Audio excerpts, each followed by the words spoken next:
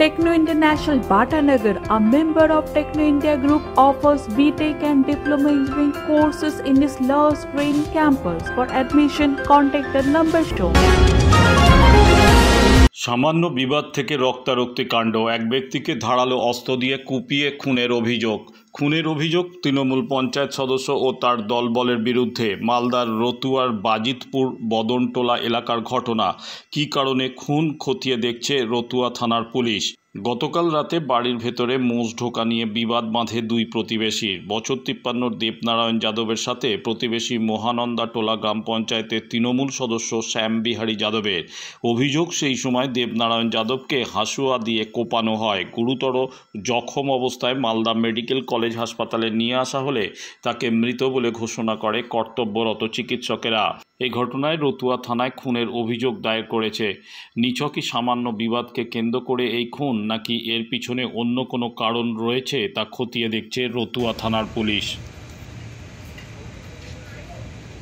কি হয়েছে, ঘটনাটা কি হয়েছিল? ঘটনাটা আমার মহিষ খুলে চলে গিয়েছিল ওর বাড়ির পিছনের দিকে। আমি ওর বাড়ির পিছনের দিকে গিয়েছিলাম। কার বাড়ি? বিগন যাদবের বাড়ির পিছনের দিকে। আমি মহিষটা ঘোরাতে গেলাম তো মহিষটা ওর বাড়ির আগে মহিষ ওর বানা আছে, ওর বাড়ির পাশে দিয়ে ফের রাস্তা আছে যে আমার বাড়িটা যদি যায়, আমি ভাবলাম যে আমার বাড়িটা যদি যায় তো ওর মহিষ দুহাত ছিল তো ভেঙে যাবে, তো আরও ঝগড়াঝাটি করতে পারে। তো আমি কি করলাম যে ওর আঙিনা দিয়ে ওর বাড়ির পিছনের দিকে যেয়ে আমি পাড়িটা ঘোরাতে চাইলাম। তব তাক এটাইতে ও বাড়ি থেকে আমি পাড়িটা হাঁকাতে চলে গেলাম।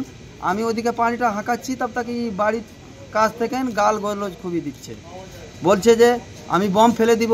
এর বাড়ির পাকার বাড়ি আছে, আমার নতুন পাকার বাড়ি বনছে, এখন ছাদ দিইনি স্যার, লেকিন ওটা দেখে বলছে যে বম ফেলে দিব, বম ফেলে আমি ঘরটা বাস্ট করে দিব, ই করে দিব, ও করে দিব। কে মেরেছে? বিগন যাদব হাসুয়া দিয়ে মেরেছে। কাকে? বিহারী যাদব ছিল লাঠি দিয়ে, সদানন্দ যাদব, পতন যাদব, চন্দ্রিকা যাদব, দেবু যাদব। পতন যাদবের হাতে সামান ছিল মাস্কেটটা। যে মারা গেছে সে কে হয়? ওটা আমার বাবা হয়। তাকে কোথায় কোথায় আঘাত করেছে? পেটে মেরেছে, পেটের ভুঁড়ি বের হয়ে গেছে, এটা জাঙ্গিতে লেগেছে, এটা মাথাতে লেগেছে, আর আপনাকে? আমাকেও লেগে গেছে এখানে হাসুয়া দিয়ে, এই পিঠের কাছে। তারা কোন পার্টি করে বা কি করে? তারা তৃণমূল করে, আমরাও তৃণমূলেরই নেতা। এই ওই মানুষটাকে আমরাও ভোট দিয়েছি, লেকিন ওই মানুষটা আমাদেরকে নিজের মানুষ ভাবেনি। কোন গ্রামের ঘটনা, কোথায় হয়েছে? বঙ্কুটলা, বাজিতপুর বদনটলার মাথায় ঘটনাটা হয়েছে। আমার বাড়িও এখন বাজিতপুর বদনটলার মাথাতে আছে। আপনার নাম? পুরাতন বাড়ি ছিল বঙ্কুটলায়। রতুয়াতে? হ্যাঁ, রতুয়া থানা। যে মারা গেছে তার নাম কি? দেবনারায়ণ যাদব। আপনার নাম? আমার নাম জিতেন্দ্র যাদব, ওনার ছেলে। আর যারা মেরেছে তাদের নাম? তাদের নাম আছে বিগন যাদব, শ্যাম বিহারী যাদব, দেবু যাদব, চন্দ্রিকা যাদব।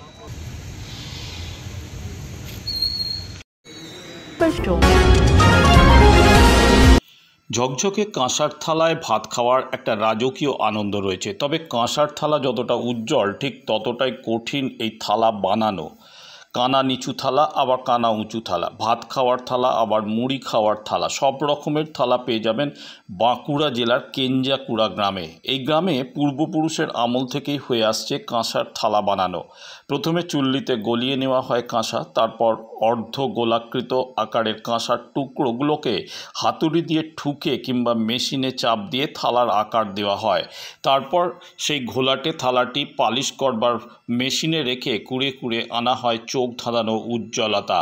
কয়েক বছর আগে পর্যন্ত কাঁসার দাম তুলনামূলকভাবে কম ছিল, তখন রমরমা ছিল কাঁসার বাজারের। তারপর লক্ষণীয় মূল্যবৃদ্ধি হয় কাঁসারের দামের। ধীরে ধীরে কাঁসার বাসন থেকে দূরে সরতে থাকে মানুষ। অন্নপ্রাশন কিংবা অনুষ্ঠানে উপহার দেওয়া ছাড়া কাঁসার বাসনের চাহিদা কমেছে। তবে বর্তমান প্রেক্ষাপটে দাঁড়িয়ে নবদ্বীপে যায় অধিকাংশ কাঁসার বাসন। তারপর মহাজনেরা সেখান থেকে ডিস্ট্রিবিউট করেন বাসনগুলি। বাঁকুড়ার ঐতিহ্যবাহী কেঞ্জাকুড়ে গ্রামে এখনও কাঁসা শিল্প জীবিত রয়েছে পুরো দমে, তবে কতদিন থাকবে তা সময়ই বলবে।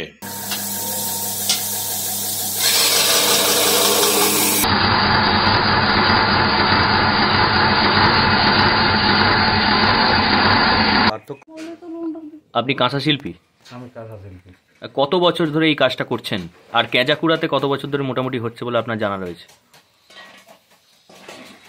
এগুলোতে অনেকদিন চলছে মোটামুটি আমার জানা অবধি, মানে আমার বাবা ওরা এইসবই কাজ করতো। তো কাজ করার পর তখন কিন্তু এত পয়সা ছিল না, এখন যেটা পাচ্ছি তখন কিন্তু কাজ করে পয়সা হয় না, শুধু পেটটাই চলেছে শুধু। এখন মোটামুটি বাজার কীরকম? এখন তাহলেও কিছুটা আগের তুলনায় কিছুটা ভালো। আগের তুলনায় কিছুটা ভালো। হ্যাঁ।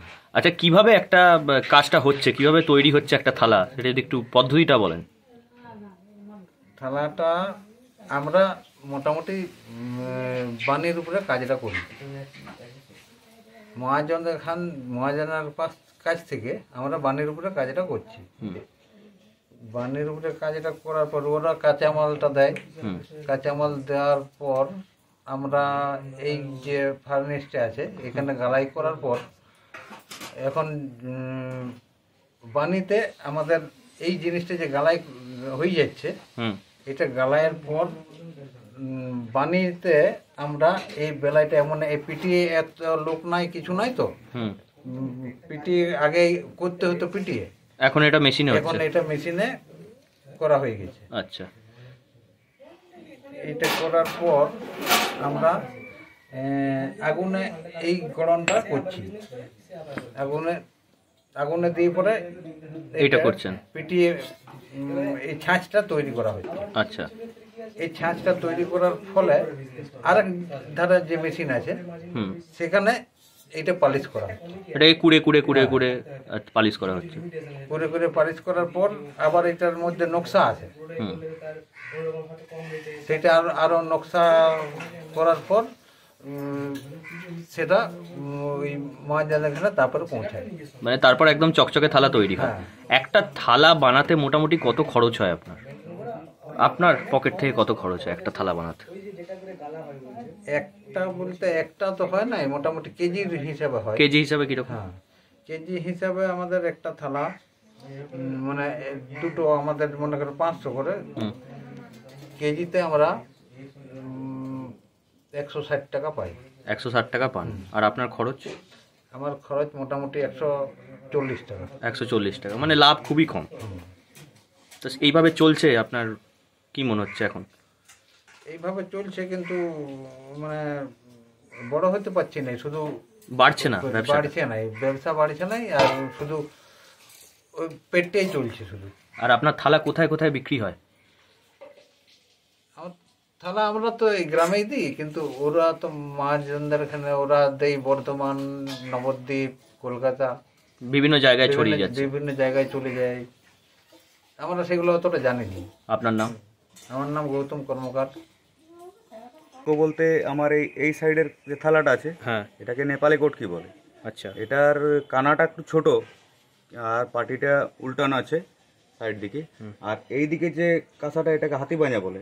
এটার কানাটা হচ্ছে 4 আঙ্গুল, 4 আঙ্গুল, আর এটা হচ্ছে 2 আঙ্গুল। এটাই পার্থক্য, মানে কানার ডিফারেন্স। কানাটার ডিফারেন্স প্লাস কি এটার একটু মানে খাড়ি ভাব থাকে, সোজা কানাটা সোজা পুরো। আর এই দুটোই আপনি বানিয়েছেন? হ্যাঁ, দুটোই বানিয়েছি। এটা দুটো সাইডে পালিশ হয় আমার। আচ্ছা, আপনার নাম? আমার নাম বুদ্ধদেব কর্মকার।